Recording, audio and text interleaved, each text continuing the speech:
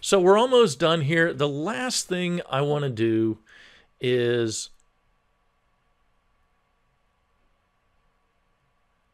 I want to make this class comparable, okay?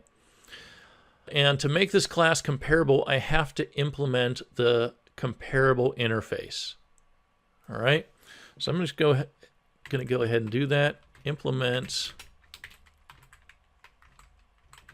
comparable and comparable person. Okay, that's how you implement the comparable interface. And implement cannot be resolved to a type, so I must have spelt it wrong. Implements, sorry. Okay, and now I'm still getting an error here. So I'll look what that is, and it says the type person must implement the inherited abstract method comparable person.compare_to. So basically it's saying that, hey, comparable is an interface. It has one method. It has the compare_to method, but you haven't implemented it anywhere in here, and you have to do that. So I'm going to say, okay, click on that, and I've got an option to add unimplemented methods. So I'm going to do that, double click on that, and it took away that error. Now let's see what that unimplemented method looks like. All right, it looks like this. It just returns 0. Well, I don't want it to return 0. I want it to return something more sensible than 0. All right. And this is the way I'm going to do that. Again, I'm going to compare to that. I don't like the O there. That's not going to matter. It still overrides. Okay, here's what I'm going to do. I'm going to say if not this dot name equals that dot name.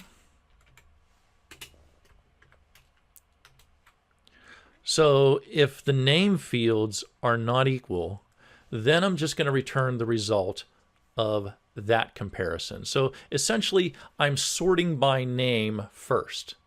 All right. So if the name fields are clearly unequal, then I'm just going to sort by name.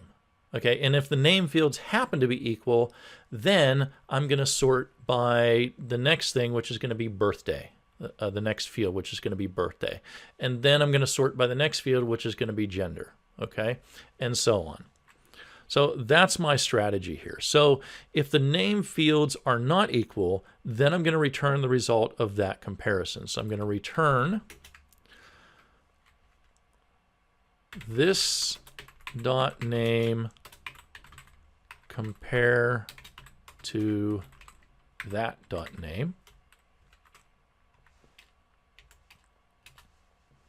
And I'm going to do the same thing for all the other fields. This dot birthday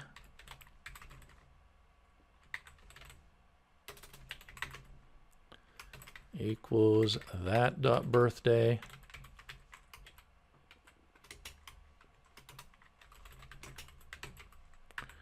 Return this dot birthday compared to that dot birthday. If not, this dot, okay, the next one will be gender.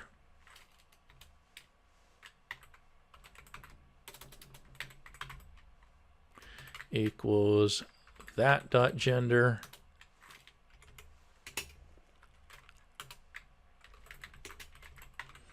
Return this dot gender compare to that dot gender. And then finally, if this dot email address does not equal that dot email address, return this dot email address compared to that dot email address.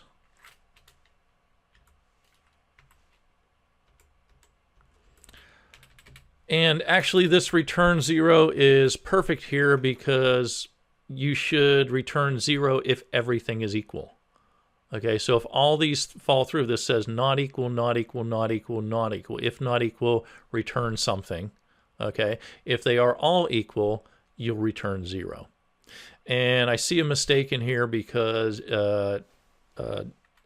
gender is a variable that's of an enumeration type sex, which means it should be compared with equals, equals, and not equals. So this should be this dot gender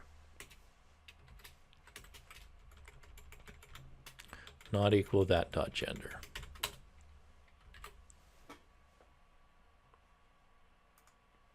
Okay. And I believe that's it. Let me just scan the class to see if there's anything else that's important here.